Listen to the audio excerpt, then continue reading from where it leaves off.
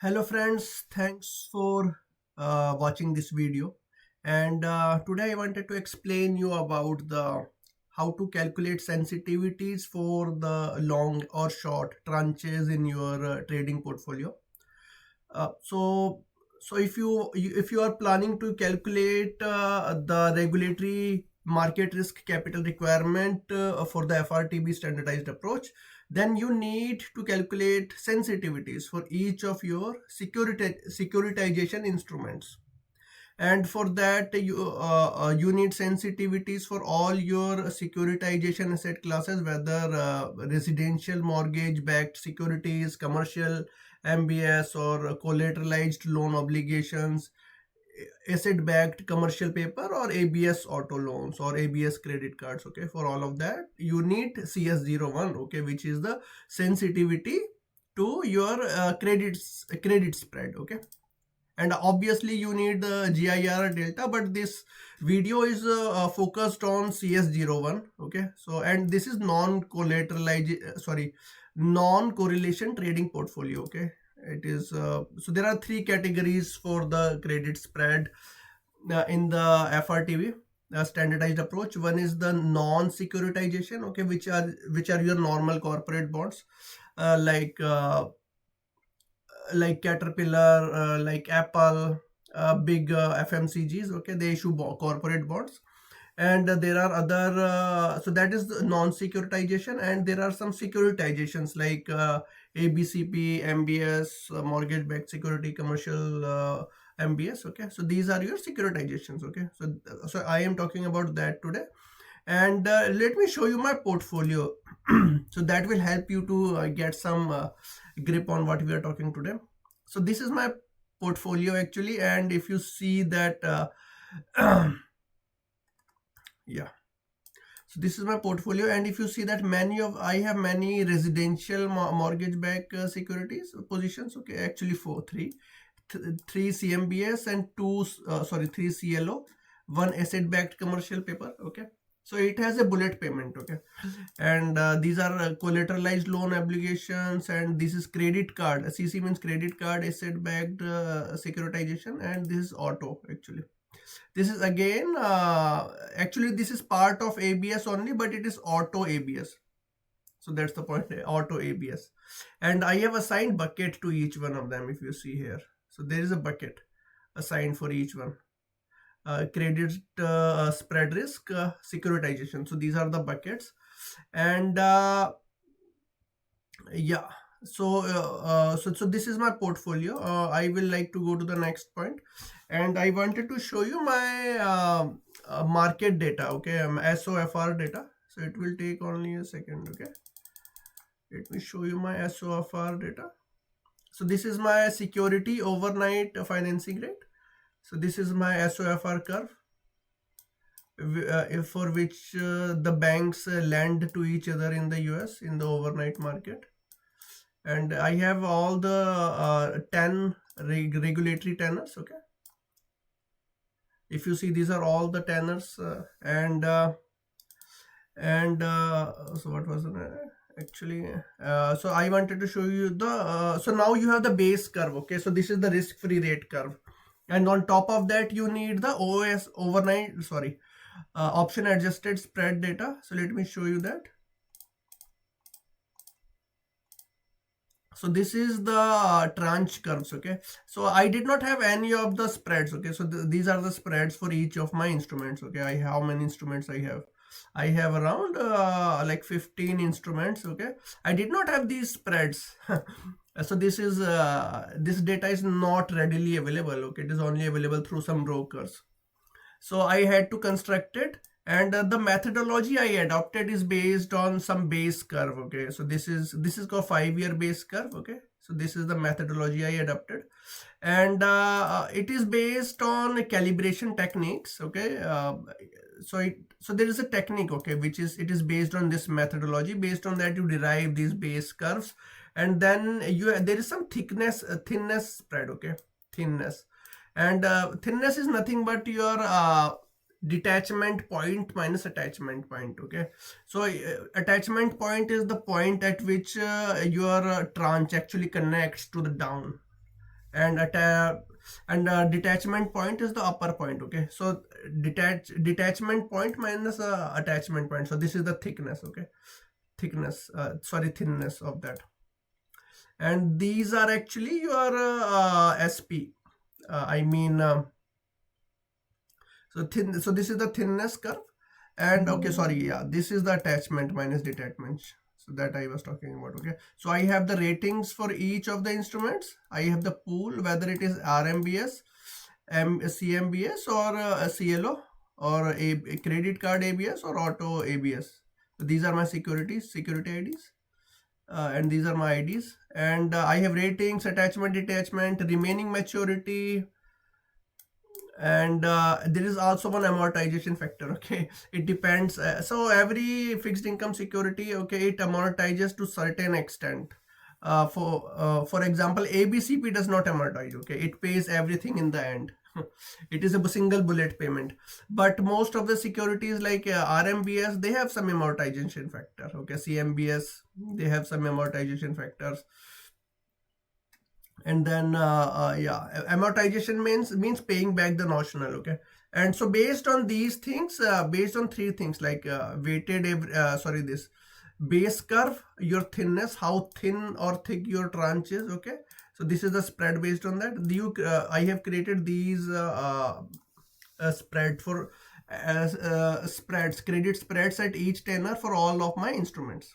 Okay, so now I have the spreads, I have the risk-free rates. Okay, so all the ingredients are ready. Okay, and now okay, let's go back to I wanted to show you the code actually. So as you know that if any of you have taken some auto loan or home loan, then it's not like that you pay everything in the end. Okay, particularly in the residential mortgage backed securities. Okay, underlying of these are residential mortgage loans, right? And each yeah, there is some prepayment rates attached to each of these securities. And if the interest rates actually go down, okay, if the Fed decreases interest rates, then the prepayments go up, and the conditional prepayment rate goes up for that RMBS a tranche and for the underlying pools. Okay, so the prepayment rate goes up, then the notionals will go down fast compared to the if the rates were higher. Okay, the notionals will go down far, and the CPR will increase. It's called called conditional prepayment rate. Okay, let me show you this method.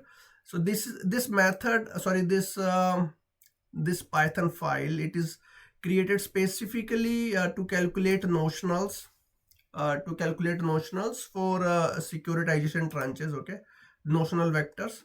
So these as you have seen, I have these asset classes in my securitization portfolio. So if, as I stated, that CMBS,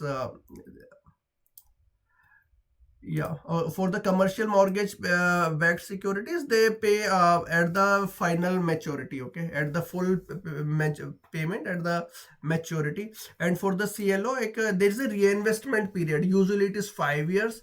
For the first 5 years, they if they get any money from the prepayments or notional payments, they reinvest that proceeds, whatever notional they got back. They don't actually distribute to the investors, they invest it back. And so the notional does not go down for initial 5 or whatever that contractual period is for that pool ID. Okay, for the collateralized loan obligation. Okay, reinvestment period is important. And then linear sequential amortization to maturity. Okay, then it goes down linearly after that. And for RMBS, it is constant CPR. Okay, so there is a slight distinction here, that for the RMBS, the CPR, the prepayment rate, okay, it is dependent upon the remaining notional in the pool. Okay, dependent on the remaining notional. It's not like linear like a CLO or ABS. It's not like that. Okay, so it creates a little convexity that I will show. And then there is ABS. It is linear. Okay, if you have a auto loan, okay, simple, then you would want to pay as per the contract. Every month you would pay some of the notional back. So that's why it is a very linear profile for the ABS auto. And for the ABS credit card, it is a revolving, okay. So you get some of the coupon payment back. Then those borrowers, okay, credit card borrowers, they pay back the borrowed amount, and but they also take back the same amount, okay. Next month they again borrow the same amount. So it is a revolving, okay. It's like a revolving line of credit. And then so for few years they you don't get any notional back. If you are an investor in ABS credit card, you don't get any notional back. It gets reinvested, okay, among the same pool of borrowers. But then after the initial controlled amortization period, then maybe for 1 year, okay, then they start paying back, distributing the notionals, okay, to the investors. So it has controlled amortization, okay. It is different from CLO, because CLO has a reinvestment period and ABS has controlled amortization years, okay, which applies to the end of the investment horizon. CLOs apply that same no notional payback concept at the start of the pool duration. And ABCP, as I told you, bullet at the remaining maturity. So these are very small maturity instruments, like commercial paper, right? It is collateralized commercial paper, and they pay it at the remaining maturity, okay. So these are some things, like for the for RMBS, I have used 8% CPR, okay. And so I have used 8%. 8% is nothing but 8% of the remaining pool of notional, okay. And for the reinvestment period of CLO is 5 years, okay. For 5 years, no notional payback, okay. So yeah, so that's the important thing. And yeah, sure. And so let me go back, okay. Let me show you something about it. So this is my portfolio, and as you see, these are the attachment and the detachment points, and these are the bucket assignations, okay. I have shown you the bucket assignations. So how can you assign your buckets? Okay, let me show you. Wait for 1 second. Actually, you can assign. So these are non-securitization. Let me go down a little bit. Yes. So if you know your rating, and if you know whether it is RMBS or CMBS or ABS, you can actually assign your bucket like this, okay. So it is straightforward. And I have some short positions as well. If you see, I have short positions in my hypothetical portfolio, and these are the notionals. And if you see, I have the ratings for each of the instruments here, okay. And so I have shown you my portfolio, and I have shown you the data. So these are my SOFR OIS that I showed you. So this is the base curve, the risk-free rate curve, okay. And so tranche spread construction, I told you that I did not have any tranche spread data, okay. I had only SOFR rates. So I actually manufactured those OAS, option adjusted spreads, based on some term shape, okay. Usually the shape of a curve is upward sloping, okay. So if you see it is upward sloping. Actually, it starts from here, it is increasing, right? OAS is increasing, so that is upward sloping. And thinness means how thin or thick is your tranche. Thin means suppose so tranches, these mortgage backed securities, CMBS, they have one important property. Usually highest rated tranches are at the top, and they are the thickest, okay.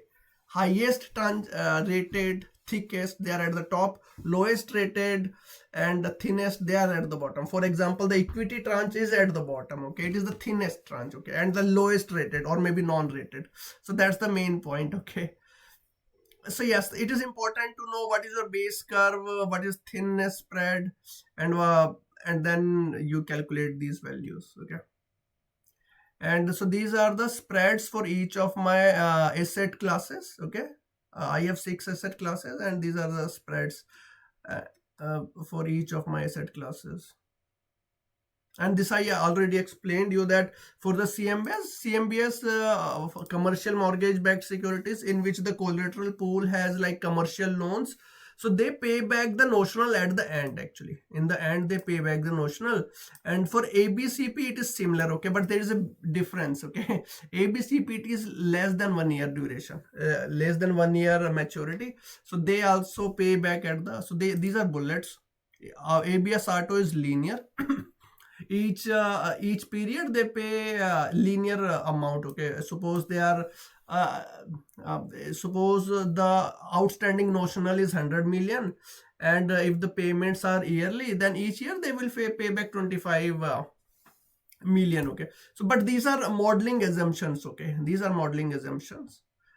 We can go more quantitative, and we can actually be more precise, okay. So these are modeling assumptions. For the CLO we reinvest sequentially, okay.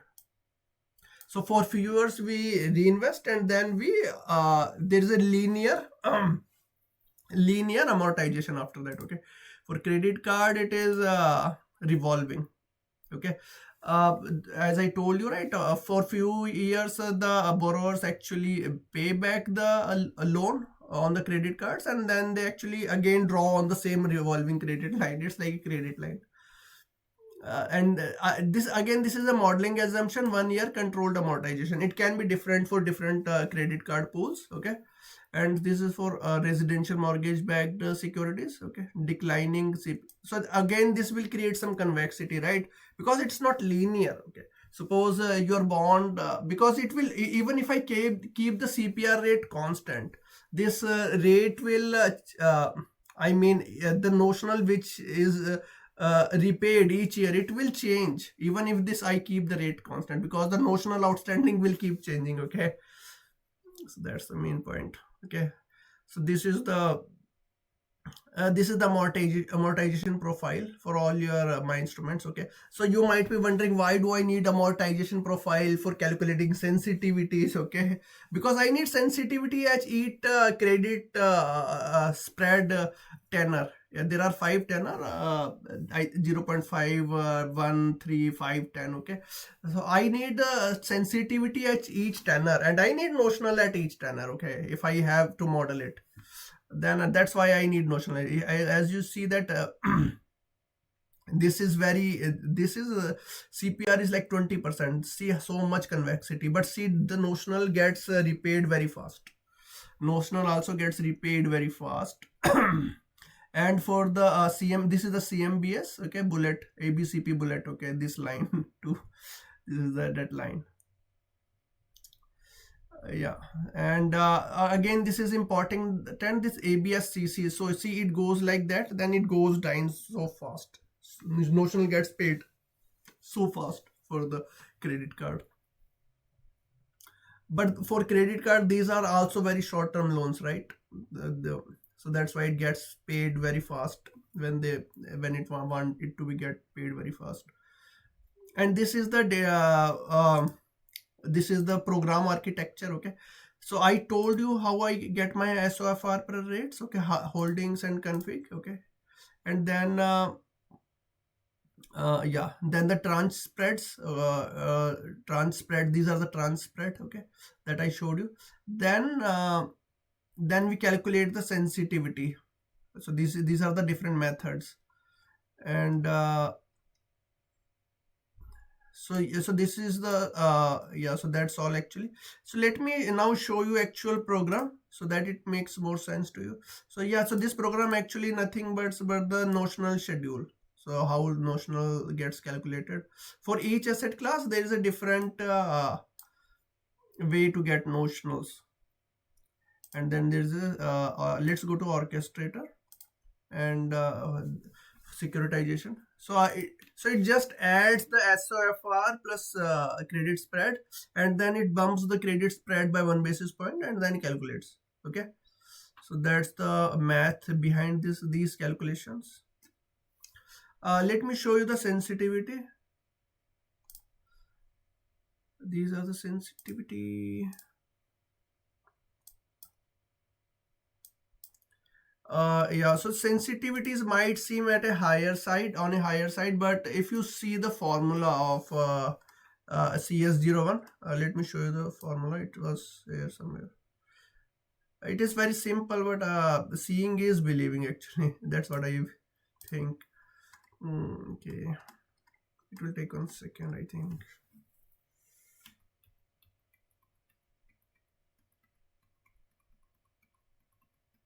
Yep. So I think I'm almost there. Yeah. For the securitization and non-securitization, this is the formula. The similar formula is for the GIRR delta, also called PV01. So if you see that there is a division by this number, very small number, so it gets multiplied by a factor of 10,000. So that's why so these numbers can look huge, okay, but they are okay, they will get normalized, okay, standardized when they get multiplied by risk weights in the next stage. So risk weights are actually much smaller than this, so it will get more sensical in the next stage when we calculate a standardized approach, a capital charge required. So yeah, so thanks for watching this video. Have a great day, friends. Bye.